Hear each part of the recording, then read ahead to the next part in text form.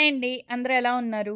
ఈరోజు what I eat in a డేలో rice item అనేదే లేదండి. సో, ఈరోజు మొత్తం నేనేమేం తిన్నానో చూసేద్దాం రండి. బ్రేక్‌ఫాస్ట్ వచ్చేసి ఉప్మా విత్ డ్రై ఫ్రూట్స్ తీసుకున్నాను. 10:30 అప్పుడు వాటర్ మిలన్ పీసెస్ తిన్నాను. ఇంక ఈరోజు రైస్ లేదండి ఇంట్లో బేసిక్‌గా. అందుకని చెప్పి రైస్ లేకుండా ఏం చేయాలి అని చెప్పి బ్రెడ్ తెచ్చుకొని ఇలా చేశాను. హోల్ వీట్ బ్రెడ్ పైన మయోనీస్ అలాగే కెచప్ స్ప్రెడ్ చేసుకొని దీనిపైన ఆనియన్స్ అలాగే capsicum, red capsicum, yellow capsicum, green capsicum ఇయన్నీ స్ప్రెడ్ చేశానండి.